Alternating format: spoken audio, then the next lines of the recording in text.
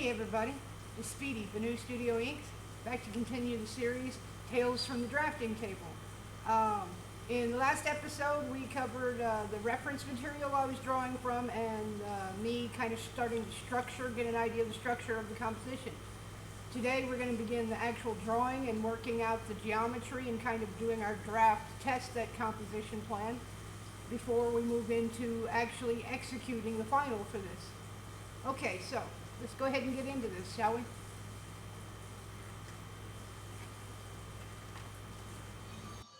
All right, let's get some drawing done, huh? And tell some stories. This comes from, this montage, like I said in the last video, comes from 1982, y'all. This comic series began technically as its own independent series, the Wolverine one, in 1982. Um, I find that very interesting because it correlates with my coming to America when I was 10 years old. Now, I was born here, but spent my first 5 years isolated um, out on a ranch, horse ranch, which makes a lot of sense when you think about it. But if you know me, my last name, love of horses is what it translates into. Now, of course, that was my grandparents on my mom's side's place, but yeah, pretty much all the adults were centered around making sure you could keep the horses. So everybody was working to keep the horses. Everybody's working together at my grandparents' place to make sure that they could keep that nice 35 acres and the horses could have a place to roam and live free for the most part. That was a beautiful place. And so, yeah, I spent all my very, very early-ish years making as much as possible and running wild in the pastures and the woods and the creeks and stuff in deep East Texas and Nacogdoches. But because of this family's kind of independent nature and self-reliant nature, we grew our own food, we raised our own animals, we went to the Baxters or different places like that to get butchered when we needed it. Well, we didn't really go to grocery stores that much, and I didn't go. You didn't take a toddler. You don't need that burden, if you will, right? So I didn't get to go to the grocery store and stuff like that. That was for adults. I literally, until it was time for me to go to school, I stayed out there.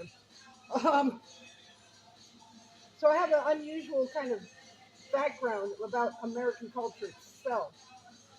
But that's also kind of part of my love of comics. It comes from the fact that I was one of those kids that, as I said, I came back to America when I was like 10. And, well, I went through a culture shock. It's not something I'm real adjusted to, even still to this day, because most of the time we were isolated from American culture. And that's something my dad was actually paranoid about because of his job as a soldier and in particular MOS. He knew he was going to be away from America a lot, and thus we were, and we were going to be isolated for a lot, which actually is what gave me my kind of independence too. Like, I'm not a like introvert per se, but I've learned to enjoy my own company because most of my growing up, that's all I had. Yes, I had like peers and classmates and stuff, but they were kind of in the same boat. And everybody had just adapted to doing your own thing, being your own person, and being comfortable in your own body and self. So a lot of the kind of stuff and problems that happen like in American schools, it just didn't happen to us. It's not that families didn't have problems, they did, but it was kept very, very private. It wasn't something for anybody to know about. You just hear about it after something really bad happened, maybe, but no, for the most part, we didn't have the same kind of problems that you find at normal civilian schools. And I didn't really spend any time at civilian schools, hardly any, actually. I was always under the DOD system. Department of Defense, for anybody who needs to know what DOD means. But anyway, yeah, the first 5 years I was either isolated out on that ranch with my family, my mom's side, or I was technically not here at all on a base in Europe. And even like my later years when I was high school age, Part of my high school was done out on the West Coast, but I had a very domineering type of family. Um, so I wasn't really allowed to go out and enjoy the culture that much. I was pretty much required to stay on base and stay under thumb. Same kind of thing my mom went through, you know. She wasn't really allowed to explore, if you will. Only within the confines of the residence was she allowed to have anything like that. So it was an unusual upbringing. But one of the things, 1982 is when this comic came out, and I did get to spend a few weeks at my grandfather's. Um, by then, they didn't have quite as big of a place. We initially, when I was like 5, it was like a 35-acre horse ranch. But later, obviously, um, I left because we were only there to visit and then move on to our next duty station. And then when I did get some time in the civilian world, like I said, I had a very domineering kind of parentage where, yeah, we didn't go out. My parents went out, but kids, no, we didn't get to kind of go out and explore America on our own and get kind of connected to what the culture was really like. We didn't get to do that. And definitely had an impact on me. It shaped me in a large kind of way, and it made it very challenging to connect with people, and it still makes it challenging for me to connect with people. They have memories and they have things they did growing up that I didn't do. I don't have a connection to. I don't have a particular connection to like pop culture or television or any of that because I didn't have that kind of household. We were book people, books and games and computers. Even way back in the 70s, books, games, and computers. You couldn't learn and gain a skill from it. My family wasn't interested, and they didn't bring it into the household. Um, I don't have any negative feelings about that. I actually feel quite blessed um, that I had such a household that was completely immersed in finding gnosis, learning as much as you could, and developing. So you could say I was raised in a house that was determined to be polymath. And that pretty much made me one. Now, the reason I'm mentioning that is to kind of put some context into this disconnect I kind of have going on. And how comic books were one of the few things that was available that, you know, that I was around, even when in isolation and even when in Europe, that I could have a little flavor of what was going on in America. And so I became a comic book fan mostly because I was an artist already. I had become an artist at the age of 3, started competing out there in Nacogdoches at a very young age, technically the kindergarten. I was competing and placing pretty high for someone my age because there were some anomalous things about my skill. When you're isolated and left to your own devices and you happen to be somebody who just likes to draw, you're going to kind of develop a little faster. And I did very quickly. And one of the things was that I did, I drew a toast. Now that part's a little freaky because, as I said, I didn't have any connection to culture, libraries, anything yet. Now I was 4 and 5 years old. We didn't have books around my grandparents' place. It wasn't like that. Um, it was completely different than the kind of household my dad established for us. Uh, but when we were able to have kind of our own place in America, I was like 3 when we were at Fort Carson, 2 or 3, maybe as old as 4. And to be quite honest, didn't leave the house, didn't go to school. Obviously, I was too young to be going to school, but I definitely didn't leave the house. And so my whole world was what was then the homestead and nothing else. And and so again, it came back to having what I could have and enjoying like you know what was available to me now. And I wasn't worried about what I didn't have because you can't worry about not having something you're not aware of. So there's a lot of blessings about it. Really, it's not bad. Other than later in life, it made it really challenging to connect to people because I just didn't have my kind of experiences. It was very rare for me to run across somebody who knew what it was like to be kind of trapped like that, isolated, if you will. You know, but I don't feel bad about it. There's no trauma connected to it. Actually, like I said, I feel blessed. Um, right now on this series, I'm trying to keep it down to 10, 15 minutes, just tell some stories, put things in context. Um, one of the things that went on though while we were over there was my dad was like sergeant, still kind of young, but a sergeant. And what was common for families that were stationed over there in Europe was to share stuff with each other, especially when somebody came back from the world and was at our base. We could get updates from them. The AFN was way behind the times, so we were watching stuff that was sometimes 30 years old, like I Love Lucy and stuff. So I really didn't know what y'all were watching on TV until I came back in 1982 and I spent 2 weeks around my grandparents. And my grandfather was one of them old school Texans. He was one of those like his westerns. He had a bit of a chip on his shoulder about Asia because he was in the Second World War, and he really hated kung fu theater. I talked about that in the last thing, so I don't want to get too deep into that right now. I want to get a little deeper into the comic book side. What brought me to comic books? When we were over in Europe, like I said, I was six, 6 years old when we got over there. Still very impressionable and not connected to the outside culture even while I was over there that much, other than going on field trips later and things like that to like Greece and Italy and Germany and France and most kids would give anything to have had that kind of experience. But to me, it was all I knew. I realized how different it was when I was older. Um, but I mean, it was actually kind of cool. But my dad was really, really worried about us disconnecting from American culture because of being so young, and he wasn't wrong. And like I said, we weren't really a TV family to begin with, so I mean, we didn't really watch it much. And there really wasn't anything on there particularly interesting. Like I said, what was on there was really old stuff. So I don't really know what everybody was watching over here in America in the late 70s, early 80s. But I know when I was a kid, I was watching stuff like Baba Black Sheep about, well, fighter squadrons, war movies, um, I Love Lucy, stuff from the 50s, those kind of things. We didn't have, like, we were behind.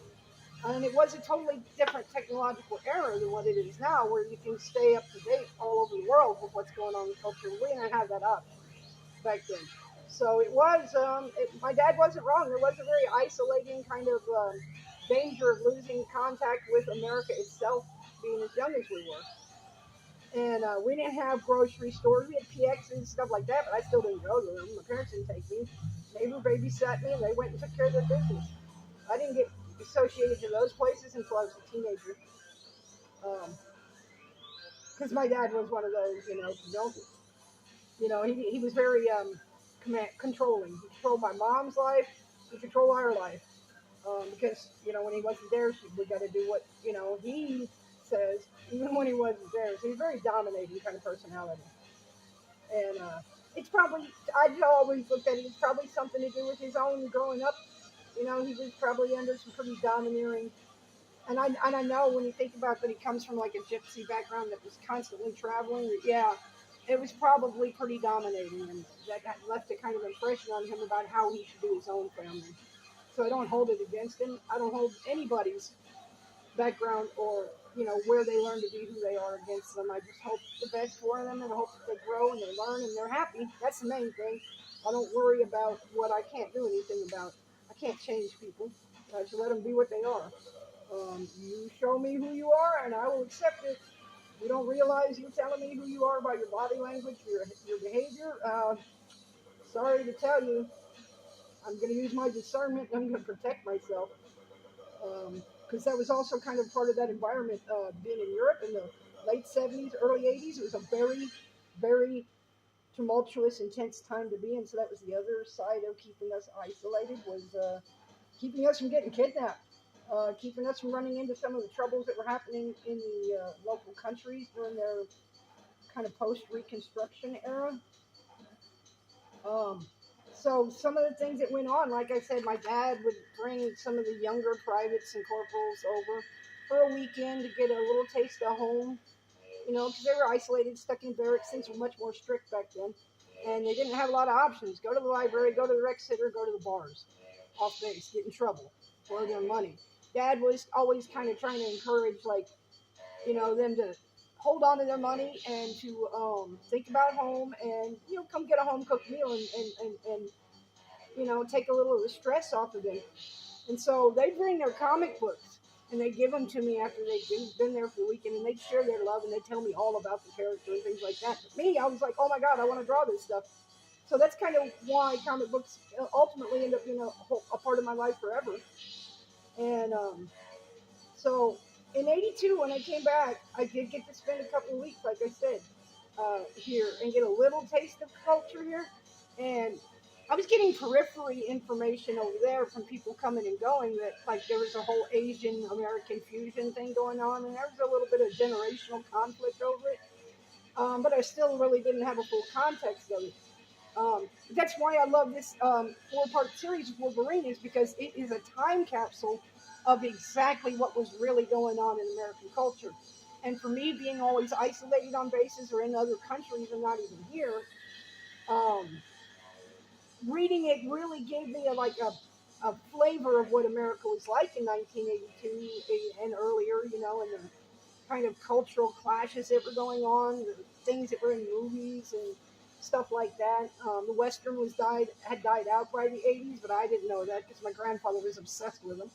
My mom's still into them, and I actually kind of like them. It's not going to be my first genre I pick, but I like them. I actually have to admit, I fell in love with the whole like Asian culture thing too, like Japanese culture stuff, and um, very curious about them. And so doing a montage of the series is kind of special for me because, like I said, I'm selling them on Marketplace and I'm selling them on Craigslist because I do need to move beyond these so that I can move into my own voice and my own comics that I was inspired to create based on Chris Nolan's garbage. It is what it is. I ain't even worried about it. I'm gonna take the inspiration and I'm gonna run with it. I'm not gonna have any kind of expectations of like you know any kind of conversation about it. It's just that what he did needs a proper answer, and I believe I have that proper answer. And oops, I just did something backwards, y'all. Hey, this is my love. Art, I never have an issue if I feel like I made a mistake. It doesn't bother me at all.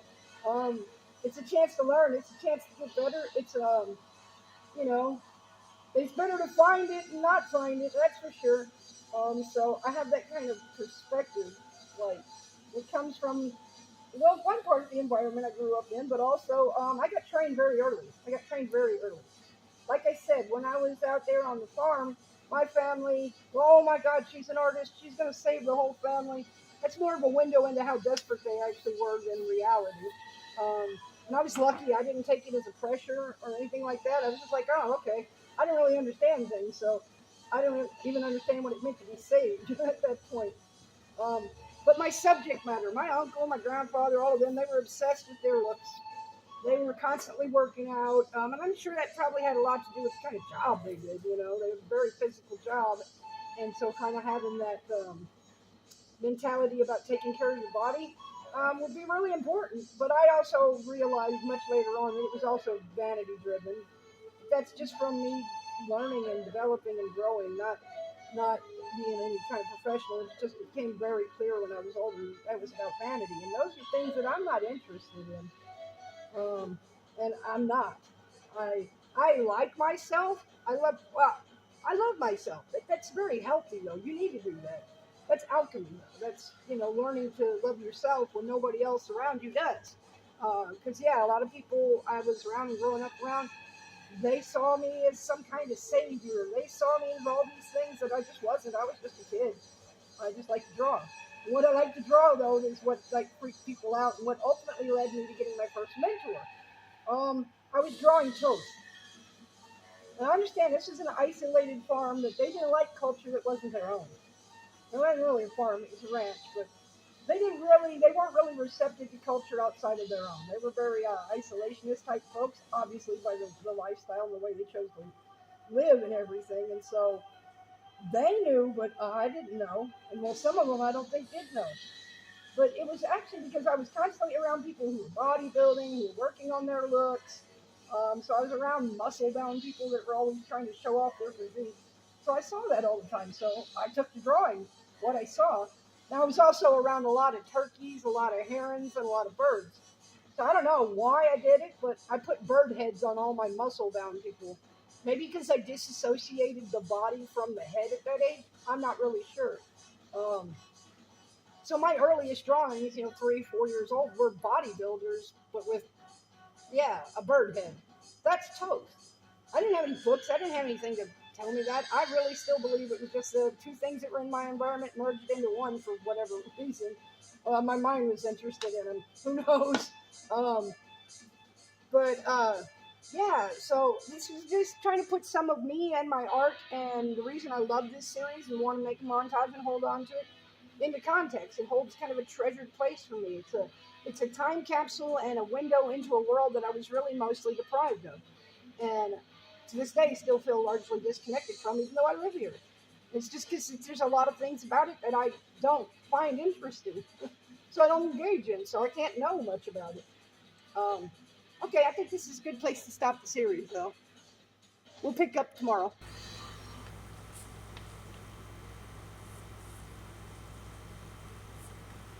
Okay.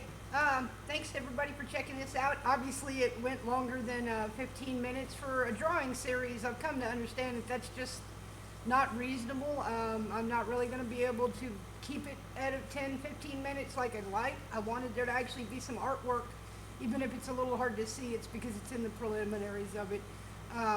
But yeah, thanks for checking this out. I appreciate everybody that took the time to look at it, and anybody that has any questions, just shoot me a comment and I'll answer anything you might want to know.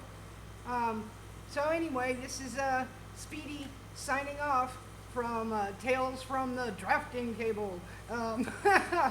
Okay, well, we'll see you in the next one, and we'll continue the drawing and continue the stories. Bye, y'all.